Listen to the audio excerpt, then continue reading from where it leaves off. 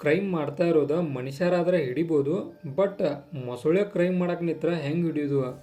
ಈ ರೀತಿಯಾದ ಫ್ಯಾಕ್ಟನ್ನು ಒಳಗೊಂಡಂಥ ರಾಕ್ಷಸ ವೆಬ್ ಸೀರೀಸ್ದ ಒಂದು ಟ್ರೈಲರನ್ನು ರಿಲೀಸ್ ಮಾಡಿದರು. ಇದು ಉತ್ತರ ಕರ್ನಾಟಕದ ಮೊದಲ ವೆಬ್ ಸೀರೀಸ್ ಆಗೈತಿ. ಭಾಳಷ್ಟು ಇಂಟ್ರೆಸ್ಟಿಂಗ್ ಫ್ಯಾಕ್ಟ್ಗಳನ್ನು ಒಳಗೊಂಡೈತಿ. ಸವದತ್ತಿ ಯಲ್ಲಮ್ಮನ ಒಂದು ಗುಡಿ ಒಳಗೆ ಅಂದ್ರೆ ಸನ್ನಿಧಿಗೆ ಸಂಬಂಧಪಟ್ಟಂಥ ಫ್ಯಾಕ್ಟ್ಗಳು, ಆನಂತರ ಸವದತ್ತಿಯ ಸುತ್ತಮುತ್ತಲಿನ ಒಂದು ಪ್ರದೇಶದೊಳಗೆ ಒಂದು ವೆಬ್ ಸೀರೀಸನ್ನು ಶೂಟ್ ಮಾಡಿದ್ದಾರೆ ಅಂತ ಹೇಳ್ಬೋದು. ನಮ್ಮ ವಿಜಯ ರಾಘವೇಂದ್ರ ಅವರ ಹನುಮಪ್ಪ ಆಗಿ ಈ ಒಂದು ವೆಬ್ ಸೀರೀಸ್ ಒಳಗೆ ಅಭಿನಯಿಸೋರು. ಅಂದ್ರೆ ಒಬ್ಬ ಪೊಲೀಸ್ ರೋಲ್ ಒಳಗೆ ವಿಜಯ ರಾಘವೇಂದ್ರ ಅವರ ಮಿನ್ಸಾರದಾರು. ಟೋಟಲಾಗಿ ಹೇಳ್ಬೇಕಂದ್ರೆ ಭಾಳಷ್ಟು ಇಂಟ್ರೆಸ್ಟಿಂಗ್ ಇತ್ತು ನೋಡೋಕೆ. ಕಾರಣ ಒಂದು ಮೊಸಳೆಯನ್ನು ಹೈಲೈಟಿಂಗ್ ಪಾಯಿಂಟಾಗಿ ಇಟ್ಕೊಂಡು ಒಂದು ವೆಬ್ ಸೀರೀಸನ್ನು ತೆಗಿಯಾಕೆ ನಿಂತರು.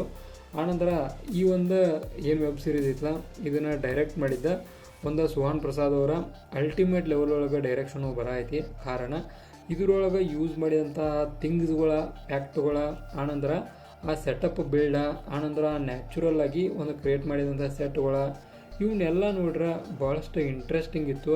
ಆನಂತರ ಹೆಸರು ಸೂಚಿಸುವಂಗೆ ರಾಕ್ಷಸ ಅಂದ್ರೆ ಇಲ್ಲಿ ಮೊಸಳೆ ರಾಕ್ಷಸನೂ ಏನು ಬೇರೆ ಯಾರೋ ಮೊಸಳೆಯ ಹೆಸರನ್ನು ಇಟ್ಕೊಂಡು ಈ ಕ್ರೈಮ್ಗಳನ್ನು ಮಾಡತ್ತಾರೋ. ಈ ರೀತಿಯಾದ ಫ್ಯಾಕ್ಟ್ಗಳನ್ನು ನಾವು ನೋಡ್ಬೇಕಂದ್ರೆ ಅಥವಾ ತಿಳ್ಕೊಬೇಕಂದ್ರೆ ಪೂರ್ತಿ ವೆಬ್ ಸೀರೀಸನ್ನು ನೋಡ್ಬೇಕಾಗೈತಿ. ಬಟ್ ಈಗ ಟ್ರೈಲರ್ ರಿಲೀಸ್ ಆಗೈತಿ. ವೆಬ್ ಸೀರೀಸ್ ರಿಲೀಸ್ ಆಗೋ ಮಟ್ಟ ಅದನ್ನು ನಮಗೆ ಹೇಳಕ್ಕೆ ಸಾಧ್ಯ ಇಲ್ಲ. ಇನ್ನು ಈ ಒಂದು ವೆಬ್ ಸೀರೀಸ್ ಯಾವಾಗ ರಿಲೀಸ್ ಆಗಿದೆ ಅಂದ್ರೆ 20 ಫೆಬ್ರವರಿ 20ನೇ ತಾರೀಕು ರಿಲೀಸ್ ಆಗೋದೈತಿ.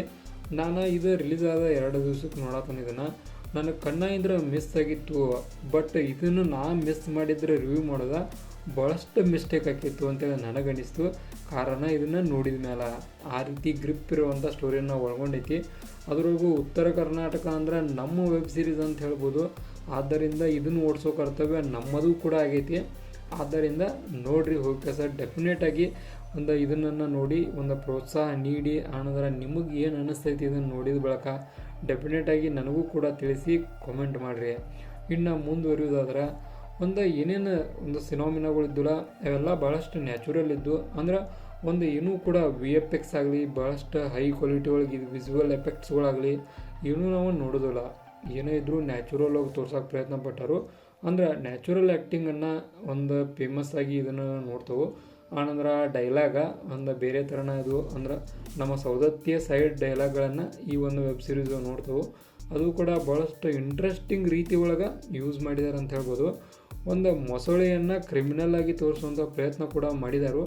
ಬಟ್ ಕ್ರಿಮಿನಲ್ ಮೊಸಳೆನೂ ಆಗ ಹೇಳಿದಂಗೆ ನಾನು ಕ್ರಿಮಿನಲ್ ಮನುಷ್ಯನೂ ನಾವು ವೆಬ್ ಸೀರೀಸ್ ಹೋಗಿ ನೋಡಿ ತಿಳ್ಕೊಬೇಕು.